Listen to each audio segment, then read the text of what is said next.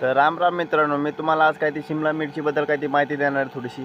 तर मित्रांनो, बरेचसे लोक शिमला मिरची फवारतात आणि पाईपाने फवारतात, काही जण पाठीवर घेऊन फवारतात किंवा काही जण खत जरी सोडायचं असलं तरी कसं असं सरांनी पाणी सोडून सोडतात नाही का. तर मित्रांनो, तसं काय करायचं नाही. आता मी तुम्हाला सांगतो कसं सोडायचं, दाखवतो.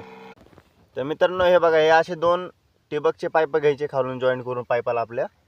तर हे बघा, हा एक पाईप आपला पाणी घेण्यासाठी नाही का, म्हणजे खतात पाणी ढवळण्यासाठी.